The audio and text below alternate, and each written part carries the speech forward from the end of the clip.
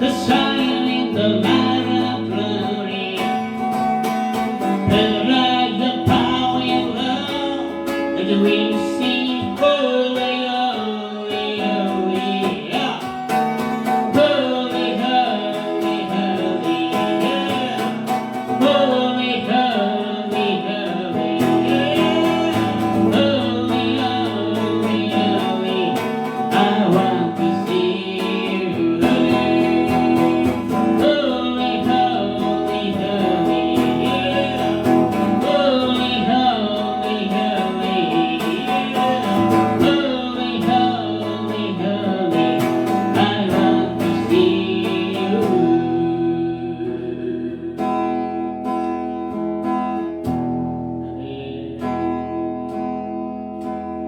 This is Korean song.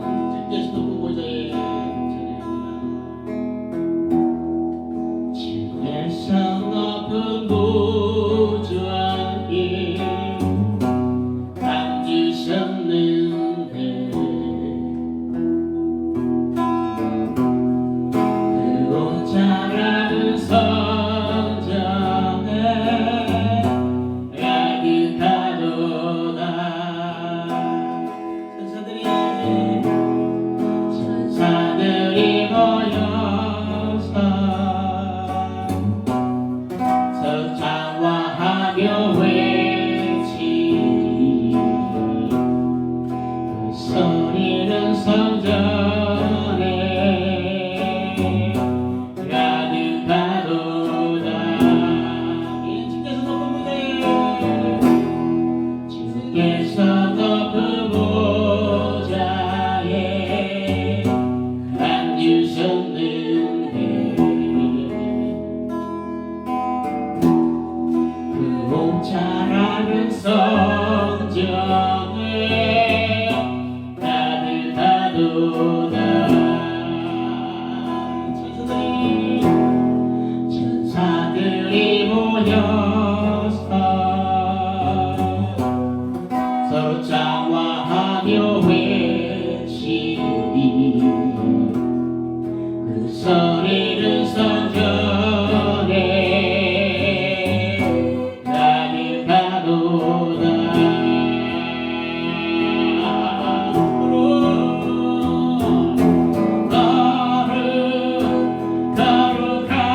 거룩하도다 만군의 여호와,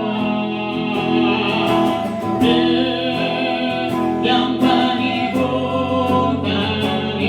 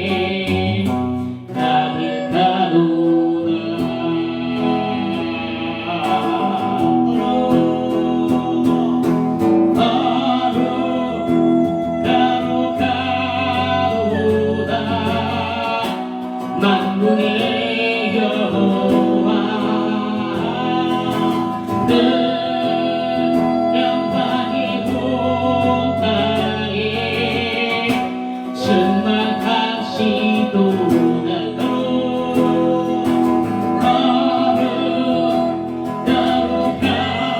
거룩하도다. 만군의 여호와 내 영광의 홍도를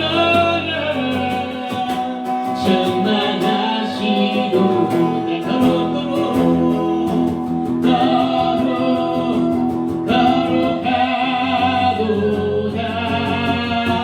거룩하도다. 만군의 여호와 내 영광이 온 땅에 충만하시도다.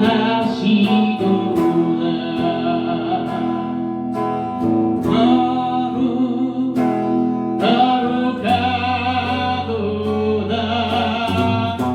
만군의 여호와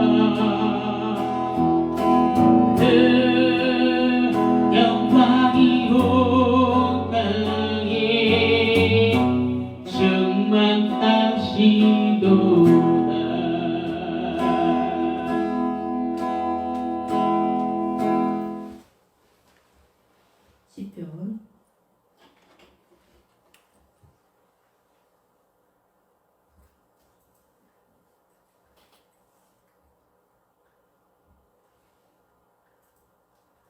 시편 1장 1절에서 6절까지 말씀 보시겠습니다. 시편 1장 1절에서 6절까지 말씀 보시겠습니다.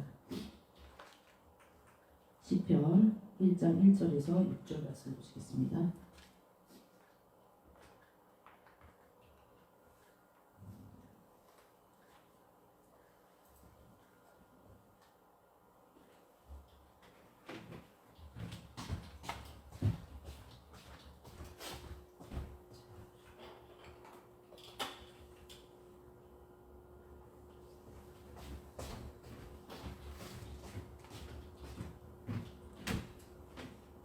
제가 읽어드릴게요.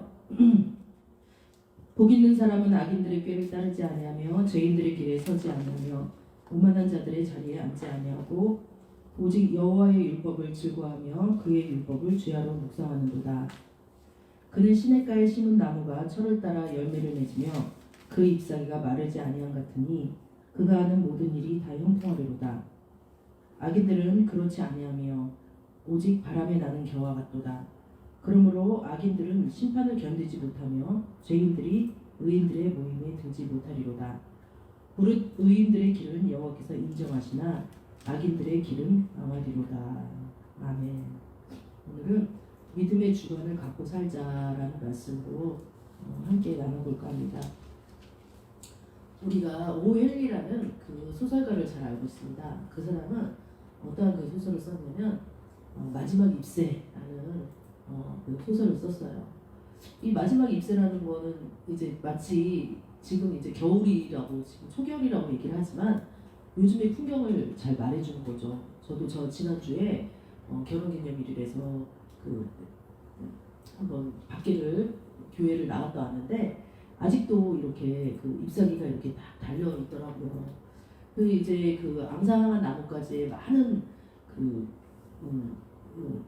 이 잎사귀가 딱 떨어졌지만 바람이 그렇게 막 쉔 부는데도 마지막 하나의 잎사귀가 떨어지지 않으려고 그 애를 쓰면서 붙어 있는 걸 보면서 마지막 잎새라는 그 소설이 생각이 났어요. 아주 제가 소시적 어렸을 때 봤는데 한 젊은 그 병자가 그 아주 불치병에 걸렸었나 봐요. 그 창문을 이렇게 쳐다보는데 그 창문에 그 담쟁이 그 담에 그 마지막 잎새가 바람이 휙 불면 아주 떨어질 것처럼 이렇게 흩날리는 것입니다. 그래 이제 그것을 보고 야 저게 잎새가 하나씩 둘씩 떨어지는 걸 보고 야 내가 저 잎새가 떨어지면 다 내가 이제 죽겠구나라고 이 환자는 자기 양치를 하는 겁니다. 그래서 이제 이거를 이제 그 심리학에서는 투사라고 얘기하는데 그게 뭐냐면 내 마음을 물건이나 사람한테 어떻게 이렇게 물건에 이렇게 비치는 것은 투영이라고 하고 사람한테 그것을 내 마음을 전가시키는 것을 투사라고 이렇게 얘기하는데 투사시킨 거죠. 투영시킨 거죠. 그래서 그 잎새가 막 이렇게 쫙 이제 바람이 불면은 떨어질까 뭐 하는데 그 마지막에 남은 잎새가 하나가 그것이 이제 이렇게 떨어지면 난 죽겠구나라고 했는데 이제 엄청나게 밤에 바람이 부는 거예요. 막 바람이 불어가지고 이제 이 환자가 막 앓으면서 나 이제 죽겠구나 저 잎새가 떨어지면 난 죽겠구나라고 생각하면서 그 어떤 그 잎새가 떨어지는 것을 자신의 병이 이렇게 점점 깊어지는 거로 표현을 했는데 아침에 일어나 보니까 그 잎새가 뭔가 달려있는 거예요. 이게 어찌된 일이야, 이게 내가 죽을 줄 알았는데 이게 어떻게 살았냐 하면서 보니까 나중에 보니까 그 잎새를 어떤 그 화가가 그 잎사귀는 이미 떨어졌지만 그 모양대로 이렇게 탁 이렇게 잎사귀를 그려놔서 이 사람이 살았다. 그런 내용이 있는데 이 마지막 잎새의 내용은 굉장히 유명한 소설이고 또 많은 사람들이 이것을 다른 각도로 주인공이 죽었다. 또 다르게 어떻게 많이 해가지고 각색을 한 그런 아주 유명한 소설이죠. 그런 것처럼 우리가 이제 이 겨울을 이제 다가오고 있고 가을을 이제 떠나 보내고 있고 이제 겨울을 12월이면 이제 완연한 겨울이잖아요. 그럼에도 불구하고 저는 이제 늦가을을 결혼기념일을 맞춰서 늦가을을 이렇게 즐기면서 그 마지막 잎새 얘기를 했어요. 그런데 그래서 그런지 이 환절기가 이제 좀 지나고 겨울로 이 초겨울로 들어선 이 문턱에서 바람이 불고 비가 오면서 많은 사람들이 이 상실감에 굉장히 시달린다라는 것을 제가 알 수가 있었습니다. 특히 여러 가지 그 기후 변화가 있을 때 그 아픔을 많이 겪었던 사람들, 무언가 자신의 삶에서 뺏겼다라고 생각하는 사람들은 그 외로움과 상실감에 시달리는 거예요. 그래서 이 오헬리가 지었던 마지막 잎새의 주인공처럼 그 자연의 변화에 대해서 자신을 투영시키면서 낙심을 하기도 하고 낭망을 하기도 하고 어떻게 살아야 될까 결심하면 고민하면서 살아가는 여러 사람들을 상담을 통해서 또 들어보는 것입니다. 그랬을 때 우리는 정말 지금처럼 이렇게 많은 얘기들이 있고 또 많은 그러한 그 의견들이 많은 이 시대에 어떻게 살아야 되냐, 이 상실감의 시대에 무언가를 잃어버리는 듯한 이 시대에 어떻게 살아야 되느냐는 것입니다. 그래서 오늘 말씀을 주관을 갖고 신앙의 주관을 갖고 살자라는 그 말씀 가지고 제가 그것을 한번 여러분과 나눠볼까 합니다.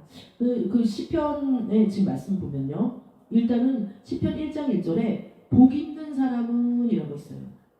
우리가 복 받자, 우리나라 사람들은 되게 복 좋아하죠. 그래서 막 설날에는 복주머니 이렇게 나눠서 거기다가 뭐 이렇게 넣어서 주기도 하는데 이 복 있는 사람은 어떤 사람이냐라고 시편 기자가 쫙 이렇게 펼쳐놓고 있습니다. 저는 이 복 있는 사람은 다시 한번 신앙의 주관을 가진 사람은 이라고 표현하고 싶은 거예요. 그러면 그러한 신앙의 주관을 가진 사람은 어떤 사람이냐? 정말 마지막 잎새처럼 나의 신앙이 이거 하나 하면은 간당간당하다 이런 사람도 있죠. 예를 들어서 저희 신앙의 모르는 마지막 신앙은 이겁니다. 각자가 좀 다를 거라고 생각하는데 그 기준은 어디에 돼야 되냐면 말씀에 근거해야 된다는 것입니다. 말씀에 근거해야 된다는 것입니다. 어떤 친구가 저에게 이런 말을 해서 선생님 성경에 보면은 술 취하지 말라 이 얘기만 나와있지 술 먹지 말라 뭐 이 얘기는 안 나와 있는데 왜 이렇게 선생님 이렇게 술 안 드세요? 막 저한테 얘기를 하는 것입니다. 제가 그 친구한테 얘기를 했어요. 어쨌든 그것이 있다 없다를 얘기를 하기 전에 제가 그 친구한테 얘기한 것은 무엇이냐면 내가 이게 마지막 나의 신앙에 세상 사람들한테 보여줄 수 있는 마지막 신앙의 자존심이나 이렇게 했어요. 내가 당신한테 예수 그리스도의 복음을 증거하지는 못할 망정, 그죠? 뭔가 크리스찬이라는 표시를 내야 되는데 나는 이 술을 안 마시는 걸로 술 취하지 말라 그랬고 독주는 하나님 눈을 흐리게 하는 것이라고 했기 때문에 그래서 나는 그것을 안 마시는 거야 친구야 라고 얘기를 했던 기억이 나는 거예요. 이처럼 이 신앙을 주관을 지키는 사람은 어떤 사람이냐, 요즘처럼 정말 많은 그 논리가 있고 많은 이론이 있고 많은 설교가 있는 이 시대는 정말 우리를 회색지대에 많은 사람 놔두지요. 이 회색이라는 건 어떤 거예요? 검정색은 아주 검습니다. 흰색은 아주 희어요. 그런데 요즘 사람들이 싫어하는 게 뭐냐면 근본주의적인 것이다. 극단적인 거를 싫어한단 말입니다. 그래서 이 세대에 살아가려면은 회색지대에 검정색도 아니고 흰색도 아닌 회색 중간에 있어야지만 사회생활을 잘하는 것처럼 보여져요. 그러나 우리의 신앙은 그렇지 않죠. 우리의 믿음은 교리면에서 봤을 때 어때요? 예수를 믿어야지만 구원을 얻는다라는 것이고 또 예수를 믿고 우리의 삶이 육신의 삶이 맞춰지고서는 제2의 삶이 있는데 그것은 천국과 지옥이다. 또 예수를 통해서만 하나님께 갈 수 있다는 것이 우리의 신앙의 어떠한 기본적인 어떤 틀, 본질이라는 것입니다. 그 본질조차 지금 이 시대는 많이 흔들리고 있어요. 그래서 어떻게 보면 마지막 입세에 제가 처음에 그 예를 들은 것은 우리나라의 또한 우리 요즘 시대의 우리의 신앙의 가치관이 마지막 입세처럼 그렇게 바람에 흔들리는 신앙처럼 되고 있는 모습을 너무나도 많이 봤기 때문에 정말 마지막 입세가 되지 말자. 우리는 그 하나님 안에 포도나무에 딱 붙어 있자라는 어떤 그러한 마음을 가지고 이 말씀을 준비를 했습니다. 그래서 시편 1편 1장에 보면 복 있는 사람은 다시 말하면 하나님의 신앙의 주관을 가진 사람은 어떤 사람이냐? 그때 악인의 꾀를 따르지 아니한다라고 되어 있어요. 악인의 꾀를 따르지 아니한다. 그러면 여기서 말하는 악인은 무엇이냐라는 거예요. 악인은 하나님을 경외하지 않는 사람이에요. 악인은 하나님을 믿지 않는 사람이에요. 악인은요 하나님을 모르는 사람이에요. 그래서 그러한 악인들의 꾀를 따르지 않는다. 그리고 하나님을 알고 있으나 경외하지 않는 사람인 거죠. 네. 그런데 악인들은 어떠냐? 꾀를 낸다는 거예요. 꾀를. 왜요? 인생의 주인이 여기 복 있는 사람, 악인의 반대는 복 있는 사람이죠. 이 복 있는 사람은 인생의 주인이 누구예요?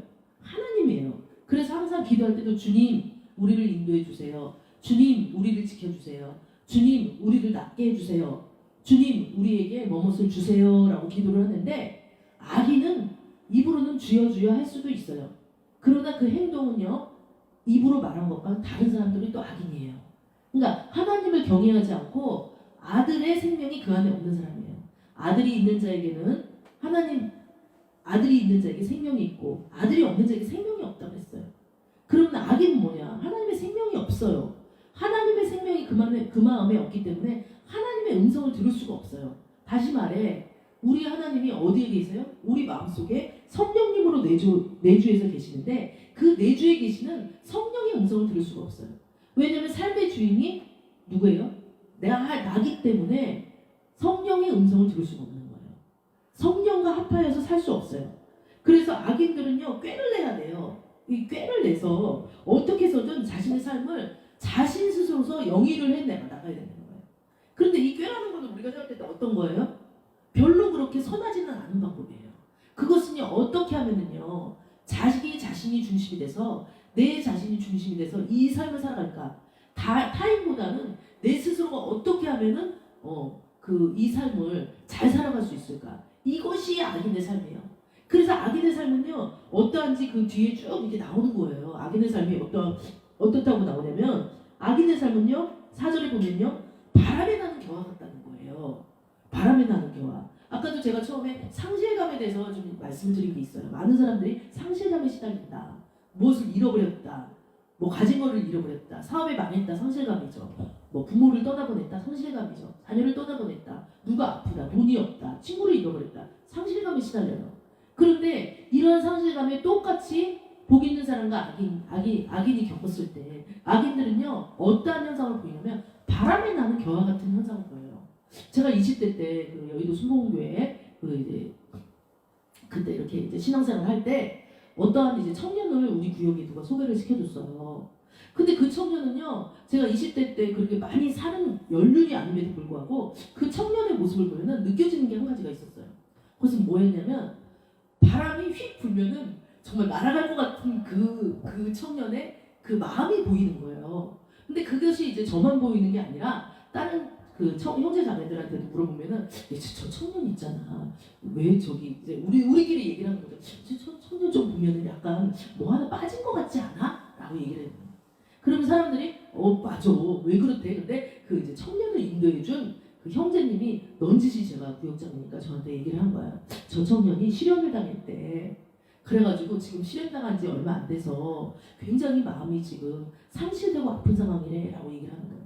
저는 지금은 이제 지나서 웃으면서 얘기를 할 수 있겠지만 당시 그 청년은 하늘이 무너지는 듯이 얼마나 커다란 상실감에 시달렸겠어요. 그런데 제가 이 말씀을 묵상하면서 그 청년이 좀 생각이 났어요. 뭐냐면은 겨와 같다라는 생각이 들었어요. 하나님이 그 마음에 없다라고 하는 거예요. 아기는 하나님이 그 마음에 없다라고 하는 거죠.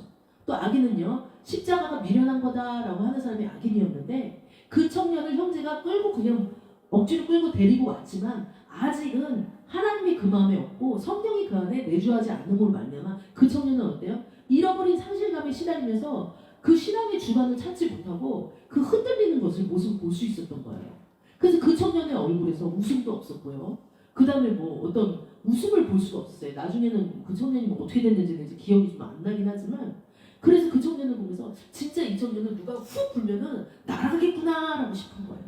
그런데 그 청년뿐만이에요. 우리 자신을 보세요. 우리 자신을. 우리가 얼마나 귀가 여리다고 얘기를 하죠. 어떤 사람이 이렇게 얘기하면 휘딱 그쪽으로 하고 어떤 사람이 얘기를 하면 휘딱 그쪽으로 갑니다. 그런데 우리 성령님, 성령 하나님은 우리가 그렇게 막 이렇게 막 바람에 나는 겨와 같이 후 누가 불면은 우르르 거기로 몰려가고 후 불면 우르르 몰려가는 거 원하지 않는 분이신 거죠. 우리가 최근에도 그런 얘기 하잖아요. 무슨 열풍에 시달린다. 제가 뉴스 가끔 보는데 청년들이 한때 그 비트코인이라는 그 열풍에 엄청 몸 매달려 해가지고 자살한 청년도 있다는 거 우리 몇 년 전에 봤잖아요. 네? 그 비트코인 막 하면은 돈을 주식보다 더 나와가지고 막 몇 배나 벌었는데 그 정부에서 그것을 정리하겠다고 하니까 어떤 일이 벌어졌어요? 그 청년 막 자살하고 막 대학생이 이게 뭐예요? 바람에 나는 겨와 같은 인생을 살아서 왜 그 청년의 참 안타까운 거죠. 그러니까 갑자기 그게 폭락을 해버리니까 정부에서 정리하겠다니까 폭락을 해버리니까 어떻게 돼요? 이 청년이 모든 것을 영혼을 뭐 끌어들여가지고 참 그 적절한 표현인 것 같아요. 영끌이라는 표현. 그죠? 영혼을 끌어들여서 그 다 투자한다는 표현이거든요. 옛날에는 이런 표현이 없었어요. 영끌이라는 표현은 신조어 비슷한 용어죠. 그런데 지금 영혼을 다 끌어다 해서 자기의 온 힘을 다해서 거기다가 돈을 다 투자해서 넣었는데 그 정부에서 정리를 하겠다 보니까 확 다운돼 버리니까 이 청년이 그냥 자살을 해버렸다는 그런 기사를 읽은 기억이 납니다. 그럼 뭐예요?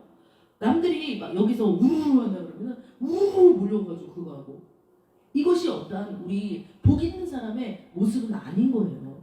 믿는 사람은 당연하게 하나님의 그 믿음의 지조를 가지고 각자 개인을 향한 하나님의 뜻 가운데 그 뜻이 무엇인지를 찾아가는 것이 되게 중요하죠. 그런데 우리는 신앙생활을 같이 하면서도 너무나도 일반적인 보편적인 것에 우리들을 갖다가 이렇게 우리 자신을 바치는 모습이 있는 것을 보는 거예요. 예를 들어서 우리가 제가 가끔 얘기하지만 지금은 약간 다니엘 21일 기도가 이제 모든 평범하게 모든 교회들이 하는 어떤 부흥회 같이 됐는데 처음에 그 다니엘 기도 20일 기도가 시작했을 때는 정말 그 불교에서 100일 기도랑 비슷했어요. 솔직히. 예. 그래서 막 우리 애 좋은 대학 보내달라고 좋은 점수 나오게 해달라고 완전히 기복신앙이죠. 그것을 보고 저는 그때 뭐라고 생각했냐면 정말 바람에 나는 겨와 같다라고 생각했어요. 내가 내 아들이 우리 교회 안에서 돈을 굉장히 많이 번다면 그쪽으로 투자하라. 물론 우리는 하나님께서 생육하고 번성하라고 맞아요. 세상에서 성공해야 되는 거 맞고 세상에서 우위를 점하는 게 맞아요. 그러나 그것이 하나님 믿는 거랑 주객 정도가 돼서는 안 된다는 사실이에요. 그것 때문에 하나님을 믿는 신앙이 떨어져서는 안 된다는 사실이에요. 그런데 하나님한테 기도해보지도 않고 기도해서 우리 아들이 여기 갈 수 있다는 마음의 소원을 기도를 해보지도 않고 무조건 우르르 가가지고 거기 가서 정말 비는 그 다니엘 기도가 됐던 거를 저는 기억을 하고 있거든요. 그래서 왜 저것을 하나라는 생각을 했던 기억이 있어요. 사실 그 취지는 지금 이제 좀 다르게 해석돼서 하는 걸로 지금 알고 있지만 그 당시에는 그랬던 거예요. 그래서 믿는 사람들도 세상 사람들의 가치관을 쫓으면서 우리 로마서 5장 말씀은 뭐예요? 너희는 이 세대를 본받지 말고 하나님의 기쁘시고 온전한 뜻이 무엇인지 분별하도록 하라라고 분명히 말씀했어요. 하나님의 온전하신 뜻이 나를 향한 온전한 뜻이 무엇인지 분별하려는데 저 사람을 향한 온전한 뜻을 쫓아가요. 그러니까 믿음의 주관이 있어요? 없어요? 없어요. 믿음의 주관이. 그래서 우르르 쫓아가고 막 우리가 많이 알듯이 그 농촌에서 옛날에는 뭐예요 이거 뭐죠 탈곡기를 지금 쓰지만 옛날에는 그렇게 안 했잖아요. 겨를 이렇게 알곡과 쭉정이를 이렇게 이뤘던 그런 게 있잖아요. 채 이런 데다가 그랬을 때 그것이 바람에 부는 거는 다 쭉정이잖아요. 쭉정이 그냥 쭈르르 쫓아가서 거기서 낭패를 당하고 내가 그 사람이 하는 그 몫에 나는 미치지 못했다 하면서 한탄하고 아파하면서 교회에 와가지고 또 넘어지고 아파지고 쓰러져서 다시 상한 마음을 가지고 하나님 나 왜 이렇게 나도 거기 가고 싶었는데 나는 그게 좋은데 막 라고 하면서 한탄을 하는 거예요. 우리가 사무엘이라는 그 선지자를 우리가 성경에서 볼 수 있죠. 사무엘 선지자는요 어렸을 때부터 엄마 한나의 기도로 젖을 떼면서 하나님한테 맡겨지면서 신앙 교육을 착 했던 사람이에요. 그런데 이 사무엘 선지자가 누구를 처음에 사무엘 선지자를 통해서 이제 이 이스라엘이 이렇게 통치를 받고 하나님의 음성을 듣고 거기에 순종하며 있다가 이스라엘 사람들이 뭘 요청을 했어요? 이 왕을 요청을 했어요. 왕을. 그래서 하나님이 사무엘 선지자를 통해서 왕을 하나 이렇게 선택을 했는데 그게 누구예요? 사울이었어. 사울. 근데 사울은 처음에는 엄청 겸손해가지고 막 사람들보다도 키가 한자나 목이 한자나 더 머리가 하나 더 있을 정도로 키가 커서 막 있음에도 불구하고 사람들 틈에서 그 짐 뒤에서 이렇게 숨어서 있을 정도로 그 자기가 왕으로 이렇게 선택됐으면서도 그렇게 겸손하고 자신감이 없는 사람이었던 거예요. 그런데 이 사무엘이 처음 초대왕으로 이스라엘의 처음 초대왕으로 사울을 하나님의 명령에 의해서 선택을 한 다음에 이 사울과 같이 동역을 하게 되는 거예요. 이 사울은 어떻게 보면은 그 하나님의 뜻에 따라서 길르앗 그 전투에서 승리를 하면서 그 자신의 그 입지를 딱 붙이게 되는 거죠. 그러면서 계속 이렇게 승승장구하게 나가게 되는데 사울이 몇 가지 잘못을 하게 되는 거죠. 사무엘이 오기 전에 자기가 향목불을 붙여서 하나님 앞에 제사를 드리려 했던 것과 또 아말렉의 전투에서 다 그것을 죽이려고 했는데 좋은 것을 가지고 와서 취한 것들 이런 것들 하나님 뜻에 굉장히 어긋나는 이런 바람에 나는 겨와 같은 이런 행위를 한 거예요.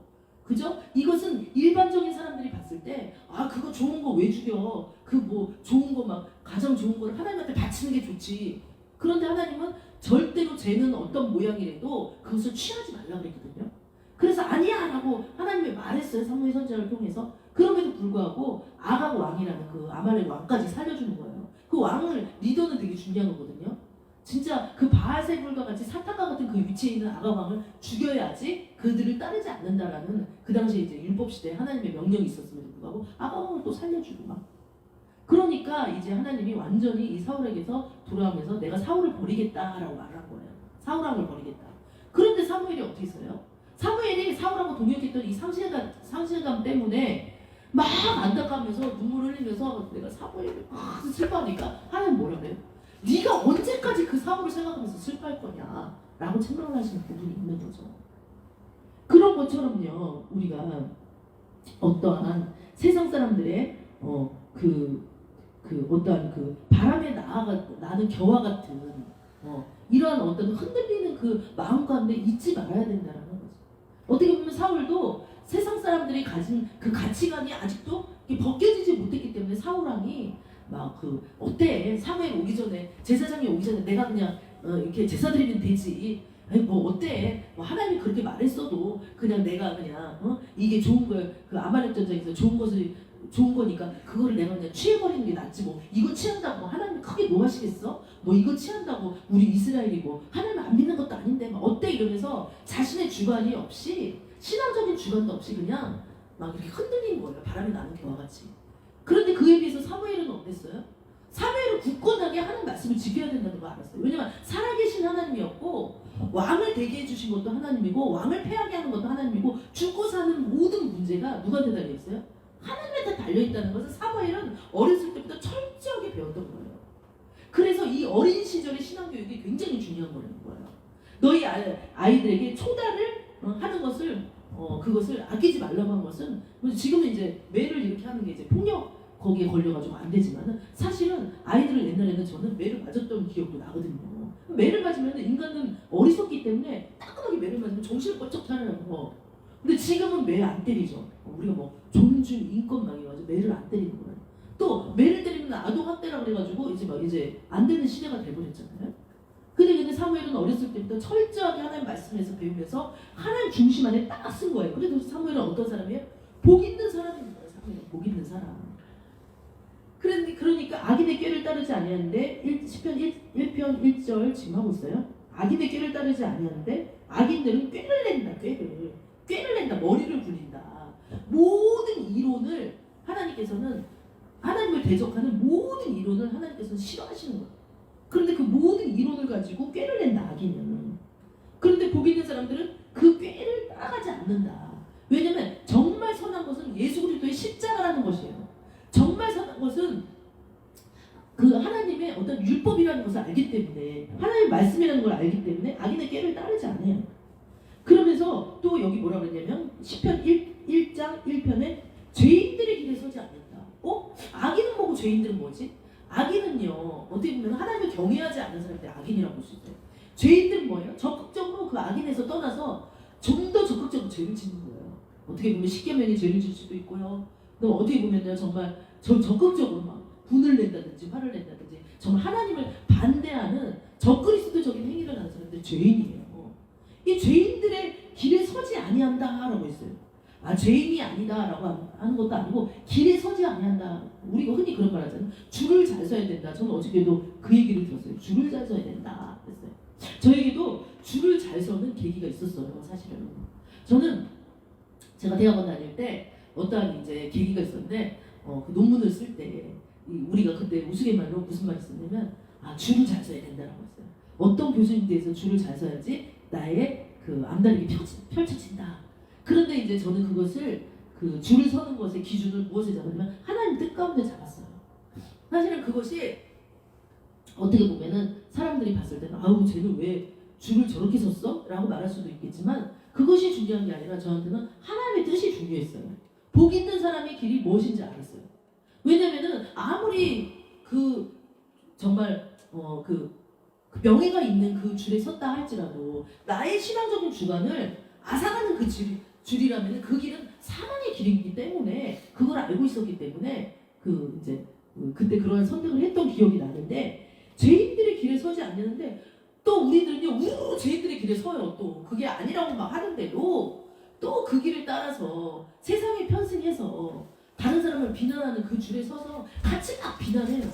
죄인들에게서 길에 서지 않는 것도 얼마나 중요한지 몰라요. 요즘과 같은 세상에서 정말 내가 그 죄인들의 길에 서지 않겠다. 내가 그 사람들이 따라하는 보편적인 그 죄의 길에 서지 않겠다. 이것쯤이야 하면서 하는 그 사울왕 같은 그런 길에 서지 않겠다라는 결심이 필요한 거예요. 근데 그런 사람이 어떤 사람이래요? 복 있는 사람이라고 하는 거예요. 또 복 있는 사람은 어떤 사람이냐? 여기서 지금 악인들의 꾀를 쫓지 않으며 죄인들의 길에 서지 않으며 오만한 자들의 자리에 앉지 않는다. 어떻게 보면 다 비슷한 말 같잖아요. 악인, 죄인, 오만한. 좀 약간씩 그 모양이 다르죠. 오만하다는 거야. 너희가 선줄로 생각하느냐? 난 이 정도면 신앙생활은 됐어. 내가 그 정도 교회 나갔으면 됐지. 내가 이 정도 신앙생활 했으면 됐지 뭐. 난 여기까지야. 이것은 오만하다고 지금 말씀하고 있어요. 근데 오만한 자들의 자리에 앉는데요. 오만한 자들이 자리에 이런 사람은 어떤 사람인가? 하나님을 내 인생의 주인으로 삼는 게 아니라 내가 내 인생의 주인이 뭐예요? 왜냐면 자리에 앉는다고 했잖아요. 여기는 특별히 오만한 자들은 앉는다라는 표현을 했어요. 그러면 내가 하나님 자리에 앉아서 내 인생을 좌지우지하는 거예요. 내가 나의 보편적인 세상 사람들이 가진 어렸을 때부터 환경에서 배워왔던 그 생각대로 살아가려고 하는 게 오만한 자의 자리예요. 네. 그래서 이것이 내 보편적인 세상 사람들한테 살아와서 배웠던 그것에 맞으면 내가 신앙생활을 하고 그것에 맞지 않으면 신앙생활을 안 하는 것이 오만한 자리에 앉는 사람이에요. 그것이 아니라 아까도 말씀하셨죠. 우리 그 기준이 복 있는 사람의 기준은 로마서 5장 말씀처럼 이 세대를 본받지 말고 하나님의 기쁘시고 온전한 뜻이 무엇인지 분별하는 것이 그것이 하나님의 뜻인 거죠. 그래서 나를 향한 하나님의 뜻을 발견을 해야 되는데 똑같이 가려는 그런 것이 있어요. 우리가 요즘에 그 오징어 게임인가? 예전에 넷플릭스에서 그게 유튜브에서도 나오고 그걸 보니 많으니 기독교인들이 보니 많으니 막 이런 얘기를 하잖아요. 저는 사실 봤습니다. 그런데 거기서 이렇게 보면은 왜 사람들은 똑같이 초록색의 그 옷을 입혀둘까요? 사람들이 것을 알면서도 그 초록색 옷을 입으면 어떤 느낌이 들어요? 동질감이 딱 느껴지는 거예요. 근데 이제 그게 군중 심리라고 하는데 똑같이 사람들이 동질감을 느끼면 거기 안에서 자기가 어떠한 잘하고 있다고 생각을 해요. 다수결의 법칙처럼 그 안에서도 분명히 폭행이 일어나고 그 안에 그것을 하는 것 자체가 굉장히 잘못된 그 불법적인 일들이잖아요. 그 뭐 오징어 게임이라는 거기 보면. 그런데 그 똑같이 그 추리닝 그거 무슨 초록색인가? 그 입혀놓으니까 이 일을 하는 것에 열심을 내고 이것이 보편적인 진리라고 생각하고 거기를 향해서 막 가잖아요. 사람들이 막 그 완전히 비윤리적인 그 현대인의 그 모습들을 그것이 비판한 그 내용이잖아요. 그런데 그 자리에 앉지 말아야 되는데 오만한 자들의 자리에 앉아서 자기가 하나님이 돼서 내 인생을 좌지우지하면서 내가 이것이 옳다 이것은 옳지 않다 이렇게 하는 거예요. 물론 하나님께서 우리에게 이성적이고 윤리적인 것을 주어서 그렇게 하게끔 만들었어요. 그러나 정말 하나님 내가 이렇게 하는 것이 주님의 뜻입니까 아닙니까 라는 것을 우리는 계속 살펴야 된다는 것이에요. 왜냐하면 예수만이 길이요 진리요 생명이라고 했어요. 예수를 통하지 아니하고는 이 예수를 통한다는 것은 예수님의 말씀을 통해서만이 우리는 어떠한 길이든지 갈 수 있는 거예요. 우리 믿는 사람은. 우리 믿는 사람이 예수님의 말씀을 통하지 아니하고 다른 말씀을 통하고 세상 말씀을 통해서 그 길을 간다면 우리는 이미 오만한 자의 자리에 앉아있는 것입니다.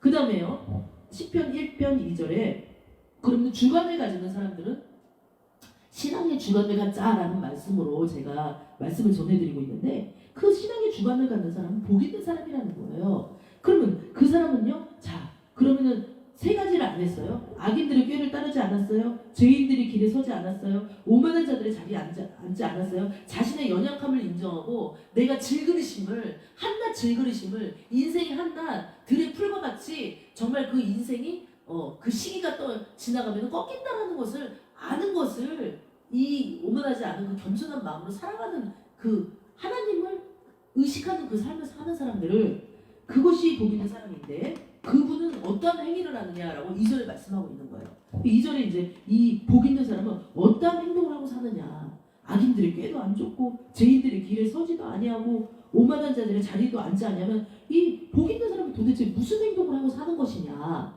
라고 한 것이 여기 시편 1장 2절에 나와 있는 거죠. 자, 오직 하나님의 율법을 즐거워한다라는 거예요. 야 어려워 막 어떤 분은 그렇게 얘기하는 거예요. 그런데 정말 하나님의 율법을 즐거워하는 것이 있을 수 있다는 거예요. 왜냐하면 우리 안에 예전에는 그 구약 때는 하나님께서 한 선지자를 통해서 모든 다수에게 말을 했지만 지금은 각자 하나님께서 우리 안에 내주에 있어요. 성령님이 우리를 마음을 성전 삼아서 우리 안에 내주에 있어요. 그렇기 때문에 어떠한 말씀을 읽을 때 내가 이 말씀 모르겠다 그러면은 하나님께 기도하면서 내 마음이 정결해져 있는 사람에게는 하나님께서 말씀을 해주신다는 거예요. 그러면 그 말씀이 즐거워요 즐겁지 않아요? 즐겁다는 거예요. 즐겁다는 거예요. 그래서 복 있는 사람은 하나님의 말씀을 즐거워해요. 그래서 그 말씀 읽는 거를 막 귀찮게 한다든지 이거는 막 곤욕이야. 물론 어떤 때 그럴 때도 있죠. 세상에 일이 분주하면. 그런데 그 말씀을 읽으면 그 말씀이 꿀송이같이 달아요. 여호와의 말씀이 꿀송이같이 내 입에 달다는 그 말씀이 꿀송이같이 달아요. 그래서 그 율법이요 기준이 돼요. 아까 복이 있지 않은 바람에 나와 겨와 같은 사람들은 악인들의 꾀가 기준이 되고 죄인들의 길에 줄 서는 것이 기준이 되고 오만한 자들의 자리에 앉는 것이 기준이 되지만 이 복 있는 사람은 하나님의 율법을 주야로 아침 저녁으로 혹은 새벽 밤으로 묵상하는 것을 즐거워한다는 거예요. 그렇다면 우리가 여기서 어떤 결론이 나요? 나는 복 있는 삶을 이 세상 끝날 때까지 내 육신의 장막을 벗어나는 그때까지 살고 싶다라고 했을 때 우리는 어떻게 해야 돼요? 하나님의 말씀을 주야로 섭취하도록 해야 되는 거죠. 그래서 기도는 호흡이고 말씀은 양식이다라고 하는 거예요. 그래서 기도는 호흡이니까 기도를 늘 이렇게 해야 되고 말씀을 먹어야지 우리 영이 우리 안에 있는 성령님이 나와 같이 일을 하면서 밖으로 내 육신의 껍데기를 밖으로 껍데기를 뚫고 나오면서 내 자신의 정체감이 확 이렇게 살아나고 또 내가 주관이 있는 신앙인이 되는 거예요. 예를 들어서 아까도 제가 술 얘기를 했지만은 막 나는 복 있는 사람이야. 나는 아침에도 막 하나님 말씀을 막 읽고 묵상하고 갔는데 어떤 모임에 갔어요. 그런데 막 다 술을 마시는 거예요. 마시는데 나는 복 있는 사람이야. 그런데 이제 그 하나님이 아까도 저한테 그렇게 말씀하셨다 그랬잖아요. 너는 너의 신앙의 주관을 가지고 살아라 그랬어요. 근데 나는 안 마실 거야 막 하는데 그들이 마시니까 나도 같이 막 술을 막 크게 마신단 말이에요. 그랬을 때 이 사람은 정말 주관을 가지고 사는 사람은 아니잖아요. 그런데 주관을 가지고 그 살 수 있는 방법은 하나님의 말씀을 아침 저녁으로 묵상해야 된다. 왜냐하면 요즘 시대는 이론들이 너무나도 사람의 이론들이 너무나도 두꺼워요. 이론의 벽이. 그래서 하나님의 말씀을 통해서 그 이론들을 깨트릴 수가 있는 그 믿음을 우리 마음에 심고 다녀야 된다는 거예요. 그 다음에 3절요. 자, 그러면 이 사람은 그러한 삶을 살았어요. 아침 저녁으로 말씀을 묵상했어요. 하나님 말씀 듣기를 즐겨 했어요.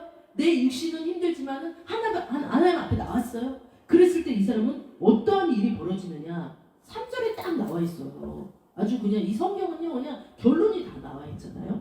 그건 어떤 삶을 사느냐? 시냇가에 심은 나무가 철을 따라 열매를 맺으며 그 잎사귀가 마르지 아니한 같다. 자, 우리 지금 시냇가에 심은 나무를 한번 생각해 보면요, 시냇가에 심은 나무가 철을 따라 열매를 맺는다.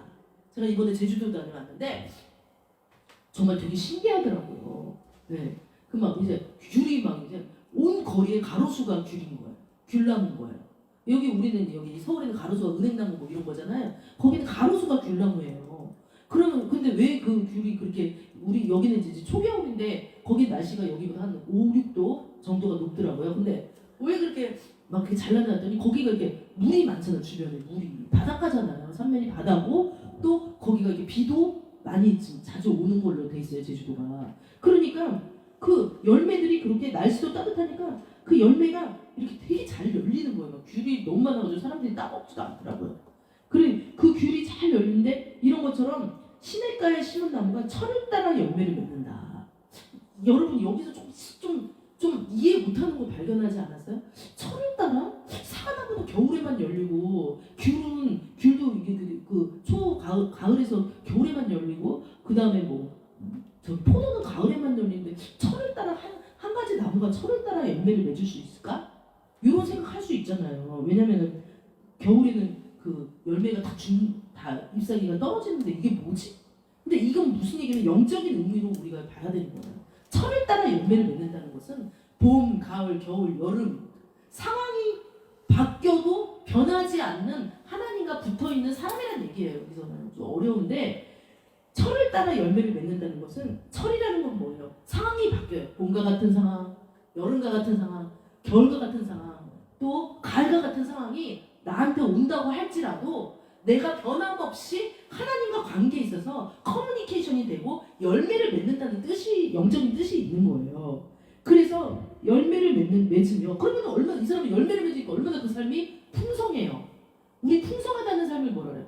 우리가 풍성하다는 한가위를 풍성하게 보내세요. 막 우리 덕담으로 막 보내잖아요. 그 풍성하다는 게 뭐예요? 되게 많다는 거잖아요. 예, many 많은 영어로는 many 막 much 막 이렇게 그 많다라는 건데 그 많다라는 의미가 뭐예요? 우리의 삶이 하나님의 어떤 우리의 삶의 깊숙한 곳까지 개입하는 것이 많다라는 얘기예요. 풍성한 삶이라는 거는. 그런데 주야로 하나님 말씀을 묵상하고 악인의 길에 서지 아니하는 그 사람들의 삶이 어떻다는 거예요? 삶이 풍성하다는 거예요. 하나님과의 커뮤니케이션이 풍성하다는 거예요. 그래서 저 사람은요 되게 가난한 것 같은데 부유한 사람이에요. 저 사람은요 하나도 없는 것 같은데 많은 사람을 살리는 사람이에요. 저 사람은요 되게 죽은 자 같은데 산 사람이에요. 그 사람이 뭐냐면 바로 예수 그리스도를 자신의 신앙의 그 주관으로 삼고 신앙적인 주관을 딱 서 있는 심지가 딱 서 있는 그 사람을 말하는 거예요. 그래서 그 사람은요 철을 따라 열매를 맺으며 잎사귀가 마르지 않는다. 잎사귀가 마르지 않는다. 우리가 이걸 어떻게 보냐면 우리가 그러잖아요. 내가 너에게 굳은 마음을 제거해주고 부드러운 마음을 너의 마음에 심어준다라는 그 말씀 있잖아요. 예. 그 부드러운 마음이라는 건 뭐예요? 하나님과 늘 커뮤니케이션. 우리가 다른 사람하고 사이가 안 좋으면 우리 마음이 어때요? 딱딱하게 굳어져 있고 그 사람 보면 말도 하기 싫고 웃기도 싫고 쳐다보기 싫고 회피하고 싶잖아요. 그런데 하나님하고 사이가 좋은 사람은 어때요? 마음이 부들부들한 거예요. 그래서 하나님 음성도 듣고 말씀 들으면은 꿀송이같이 달고 그것이 바로 잎사귀가 마르지 않는 삶이에요. 잎사귀가 마르면 어때요? 이거 만지면 푸석거려서 다 진짜 마지막 잎새 떨어지듯이 다 푸석거려서 다 그 가루가 돼버리잖아요. 그런데 잎사귀가 마르지 않는 이 삶 그러면은 그 사람은 어때요? 그가 하는 모든 일이 다 형통하리라. 여기서 말하는 형통은 양적인 형통도 있겠지만 질적인 형통도 있는 거예요. 뭐 재산이 많다 나 이것을 떠나서 내가 느끼는 형통을 말하는 거야. 그건 뭐냐면은 내가 물질이 떨어질 쯤 되면은 하나님께서 물질을 공급해 준다. 뭐 내가 뭐 건강이 아픈데 어디가 아픈다. 그냥 기도했는데 하나님께서 금방 응답을 들어주셔서 아픈 게 낫는다. 뭐 내가 누구를 만나려고 그러는데 지인들을 아주 좋은 사람을 이런 것처럼 뭔가 하나님께서 일이 잘 풀리는 게 세상 기준이 아니라 하나님 기준에 봤을 때 와 형통하다라고 느끼는 나의 그 삶을 말하는 거예요. 그래서 모든 일이 다 형통하리라. 그런데 악인들은 아까도 말했지 악인이 뭐라요? 그 상실감을 똑같이 상실감을 의인이나 악이나 가질 수 있으나 악인들은 어때요? 그 상실감에 의해서 바람이 휙 불면은 이리 윗딱 저리 윗딱 마음이 정말 한겨울에 정말 그 앙상한 나뭇가지 마냥 막 이리 윗딱 저리 윗딱 날아가는 그런 모습을 보여줍니다.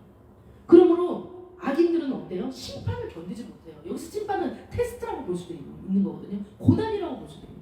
고난이 딱 왔을 때 악인들은요 어때요? 바람이 나는 경우니까 고난이 바람이라고 해봐요. 후 불면 어때요? 아이고 나 하나님 못 믿겠다 그러면서 확 저기다 쓰러져 버리는 거예요. 고난을 못 견뎌요. 심판을 못 견뎌요. 이거 하나님이 나를 심판하는 거야. 나 하나님 안 믿어버려. 어떤 권사님이 있었는데 교회에서 목사님이 이제 성전 건축을 하기 위해서 헌금 얘기를 했나 봐요. 그런데 그렇게 오랫동안 믿었는데 어쨌든 그것이 그 목사님이 잘했다 잘못했다를 떠나서 하나님 말씀인지 아닌지 저는 모르죠. 그런데 나는 하나님 이제부터 안 믿겠다고 아유 이제 지긋지긋한 거 그만하려고 교회를 떠났다는 거예요. 이 사람은 뭐예요? 아 정말 바람에 나는 겨와 같죠. 신앙적인 주관을 가지고 있으면 목사님이 어떤 일을 그렇게 얘기를 했다 할지라도 아 나는 그래도 하나님 끝까지 나는 붙들겠습니다. 저분은 사람이시기 때문에 뭐 어떤 얘기를 해도 나는 흔들리지 않겠습니다. 물론 조금은 흔들리겠죠. 그러나 흔들리지 않고 나는 가리라 주의 길을 가리라 이렇게 돼야 되는 거죠. 바람이 불어도. 그런데 아기들은 심판을 못 견뎌요. 테스트를 못 견뎌요. 템프테이션을 못 견뎌요. 그래서 팍팍 쓰러져요. 그러면서 이 악인이 이 죄인이 의인의 모임에 또 들어오고 싶어하는 거예요. 나는 저 의인들의 모임에 들어. 왜냐면 저들은 딱 보면은 너무나도 즐겁고 주의로 하나님 말씀 묵상하는 것 같고 정말 저 사람은 돈도 별로 없는 것 같고 저 사람은 건강도 안 좋은 것 같은데 늘 풍성한 삶을 사는 것 같으니까 난 거기 들어갈까 막 되게 바래요. 바라고 원해요. 그런데 이상하게 못 들어가죠.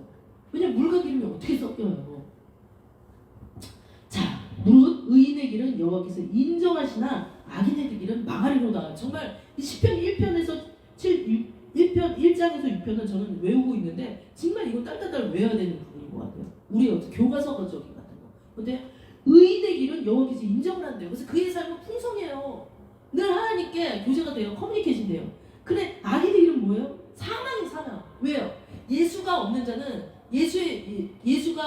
뭐예요? 생명이 없는 거예요. 생명이 그 안에 없기 때문에 생명이 없다는 건 뭐예요? 사망이에요. 그러니까 사망이니까 뭐예요? 망해요.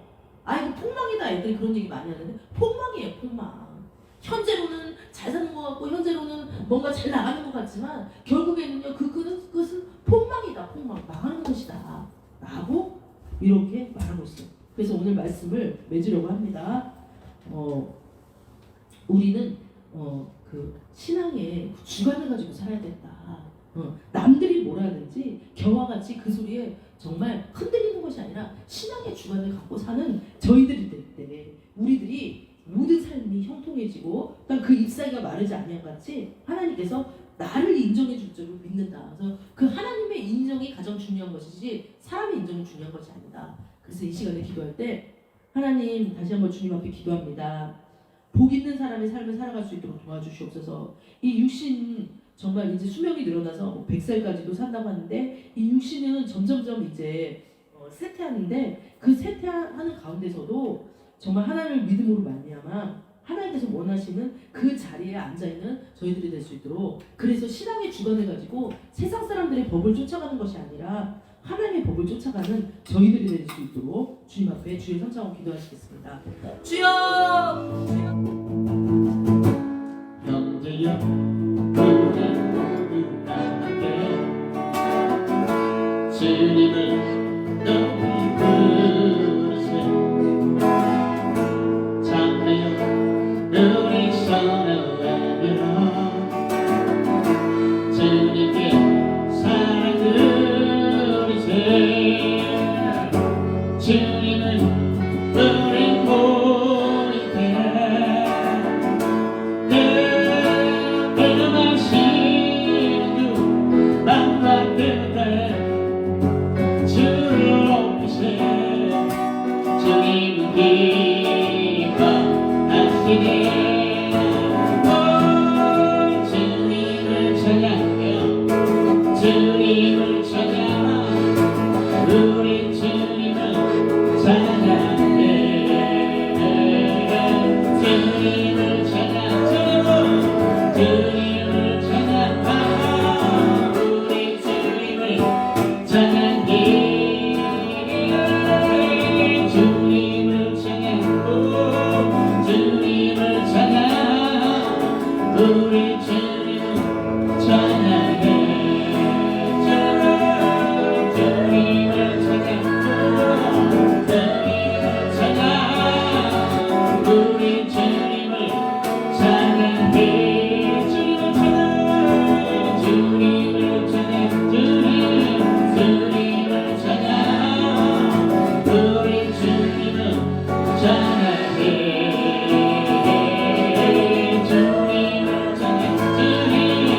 주님을 찬양 우리 주님을 찬양해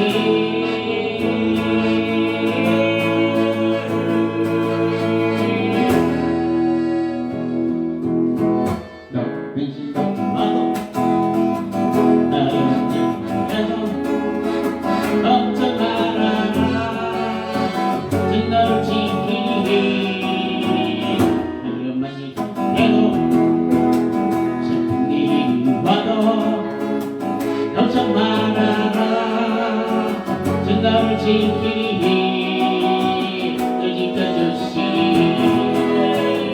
주님의 사랑 속에 들어가라 그대 영원 속에 구하라 그대 영원 속에 자유하라 주 지키니 주님의 사랑 속에 들어가라 그대 영원 속에 유하라 그대 영원 속에 자유하라 주 지키니 높은 힘을 와도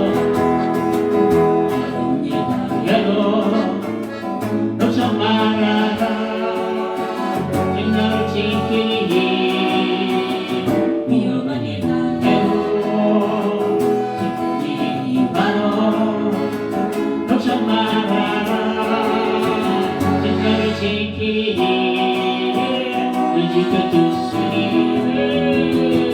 주님의 사랑 속에 너가라 내 평화 속에 영화라 내 영원 속에 자유하라 주님의 주님의 사랑 속에 너가라 내 평화 속에 영화라 내 영원 속에 자유하라 주님의 주님의 사랑 속에 너가라 내 평화 속에 영화라 내 영원 속에 자유하라 주님의 우리 없는 거에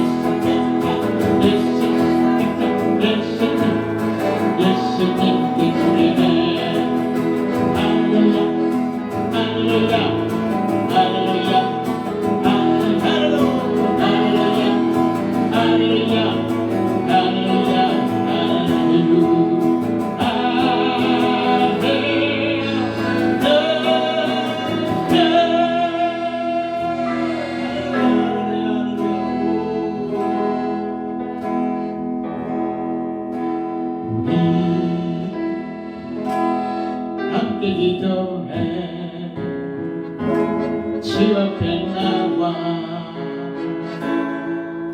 눈물을 흘러 그를 베푸시는 주 하늘을